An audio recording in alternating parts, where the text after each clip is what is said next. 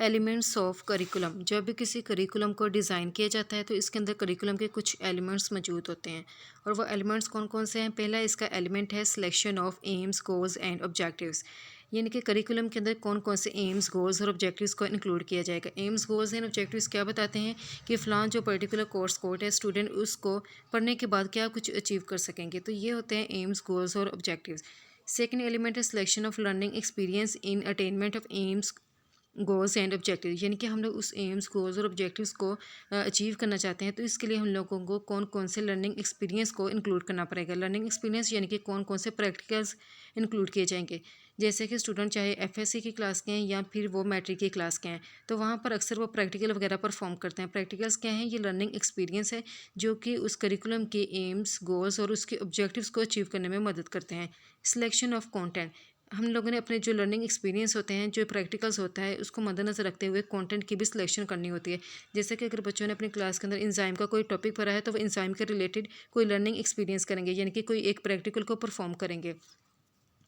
Organisation and integration of experience, जब बच्चे अपना प्रैक्टिकल वगैरह परफॉर्म कर लेते हैं तो इसके बाद हम लोगों ने उसके जो प्रैक्टिकल्स वगैरह होते हैं उसको ऑर्गेनाइज़ करना होता है। जैसे कि एक तरतीब के साथ उसको लिखना होता है। इसके बाद उनकी इंटीग्रेशन करनी होती है। इंटीग्रेशन यानी कि वो जो प्रैक्टिकल्स होते हैं वो देखने में हम लोगों को ऐसे लगे कि जैसे उन सब का तला किसी एक चीज़ के साथ है, जुड़ा हुआ है, यानी कि उनके दरमियान एक जो है यूनिटी होनी चाहिए उन एक्सपीरियंस के दरमियान। एवेल्यूएशन, यानी कि जो लास्ट करिकुलम का जो एलिमेंट है वो है एवेल्यूएशन। एवेल्यूएशन के अंदर हम लोग अपने करिकुलम की इफेक्टिवनेस को चेक करते हैं कि जो करिकुलम हमने डिज़ाइन किया है वो इफ़ेक्टिव है या नहीं। इसको मद्देनज़र रखते हुए हमने जो अपने एम्स गोल्स और ऑब्जेक्टिव्स को बनाया था तो क्या हमारे जो एम्स गोल्स और ऑब्जेक्टिव्स हैं क्या वो अचीव हो गए हैं या नहीं। अगर हमारे एम्स गोल्स और ऑब्जेक्टिव्स अचीव नहीं हुए इसका मतलब है हमारा जो करिकुलम है वो सही से नहीं बनाया गया था। इसलिए हमें करिकुलम की एवेल्यूएशन की ज़रूरत पड़ती है। Basic factors of curriculum,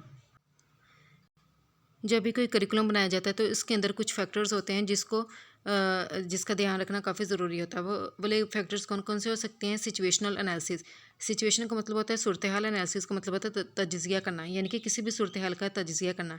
curriculum के अंदर हम लोग कौन से सूरत हाल का तजिज़िया करते हैं, जैसे कि कोई भी मुल्क है उसकी जियोग्राफिकल लोकेशन क्या है। जैसे कि पाकिस्तान है वो एशिया के अंदर है तो यहाँ पर हमने देखना है कि किसी भी कंट्री का जब करिकुलम डिज़ाइन किया जाता है तो सबसे पहले उसकी जियोग्राफिकल लोकेशन को देखा जाता है।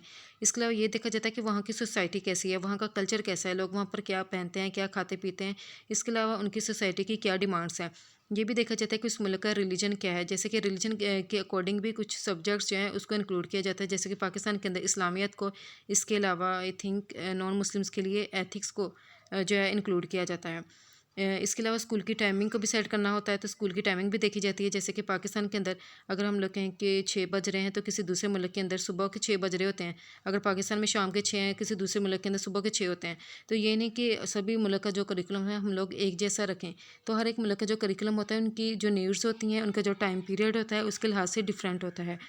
इसके अलावा कुछ और चीज़ें जो है उनका भी डिफरेंस होता है। जैसे कि समर वेकेशंस होती हैं, इसके अलावा विंटर वेकेशंस होती हैं, इनका भी डिफरेंस होता है। तो किसी भी मुल्क की जियोग्राफिकल लोकेशन, उसकी सोसाइटी, रिलीजन, स्कूल की टाइमिंग, समर वेकेशंस और विंटर वेकेशंस, इन सभी चीज़ों को देखना ज़रूरी होता है। Setting the objective, setting the objective के अंदर हम लोग देखते हैं कि हमने अपने ऑब्जेक्टिव को कैसे सेट करना है, यानी कि अपने ऑब्जेक्टिव की फार्मूलेशन कैसे करनी है।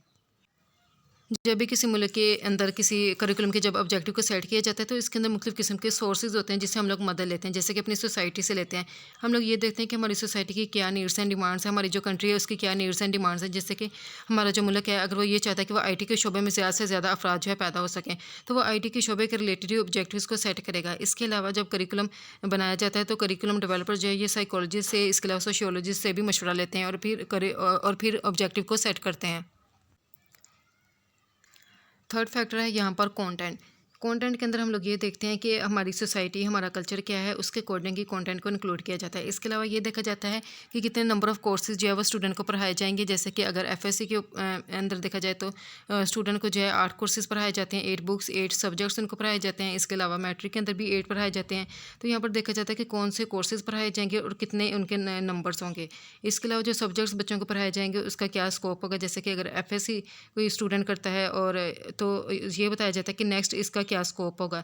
इस तरह अगर कोई बच्चा बीए ज़ूलॉजी करता है तो उसको ये बताया जाता है कि इस सब्जेक्ट का नेक्स्ट क्या स्कोप होता है। इसके अलावा इसके अंदर देखा जाता है कि एक टीचर जो है उसने बच्चों को पढ़ाना है, ये वाला फ़लाँ कोर्स कोड या कोर्स कंटेंट पढ़ाना है, तो टीचर की क्या क्वालिफ़िकेशन होनी चाहिए। इसके अलावा इसमें ये देखते हैं कि क्या रिसोर्सेज़ भी अवेलेबल है या नहीं। जैसे कि अगर हम लोग उसके अंदर मुख्तलिफ़ किस्म के एक्सपेरिमेंट्स वगैरह को इंक्लूड कर दें और उस एक्सपेरिमेंट को परफ़ॉर्म करने के लिए किसी अच्छी क्वालिटी की मशीनरी की ज़रूरत हो और जो काफ़ी ज़्यादा एक्सपेंसिव हो, तो हमने ये देखना है कि हमारे पास फ़ंड्स वगैरह भी अवेलेबल है या नहीं, ताकि हम लोग स्कूल वगैरह को वो ऑपरेटर्स, वो इक्विपमेंट वगैरह प्रोवाइड कर सकें। इसके अलावा इसके अंदर देखते हैं कि बच्चों को जो कंटेंट पढ़ाया जाएगा, तो हम लोग उनका जो कंटेंट है उनकी एवेल्यूएशन कैसे कर सकेंगे, यानी कि एग्ज़ाम का सिस्टम हमारा क्या होगा। क्या ये एनुअल सिस्टम होगा, सेमेस्टर सिस्टम होगा, और अगर ये एनुअल सिस्टम या सेमेस्टर सिस्टम हुआ तो हम लोग इसके अंदर किस किस्म के क्वेश्चंस देंगे। ऐसे टाइप के क्वेश्चंस देंगे, ट्रू फॉल्स देंगे, एमसीक्यूज़ टाइप में इनका एग्ज़ाम लेंगे। लर्निंग एक्सपीरियंस के अंदर हम लोग देखते हैं कि कौन कौन से प्रैक्टिकल्स हैं जो कि इंक्लूड करने सबसे ज़्यादा ज़रूरी है उस करिकुलम के अंदर, क्योंकि जो प्रैक्टिकल्स वगैरह होते हैं इससे स्टूडेंट को एक्सपीरियंस वगैरह मिलता है। नेक्स्ट यहाँ पर जो सबसे इंपॉर्टेंट फैक्टर्स है वो है एवेल्यूएशन ऑफ करिकुलम। करिकुलम जब डिज़ाइन किया जाता है तो बाद में ये भी बताया जाता है कि हम लोग इस करिकुलम की एवेल्यूएशन किस तरह से कर सकेंगे। तो एवेल्यूएशन के कुछ मेथड्स वगैरह होते हैं, उसको इंक्लूड किया जाता है कि इन मेथड्स को इस्तेमाल करते हुए हम लोग करिकुलम की एवेल्यूएशन कर सकेंगे।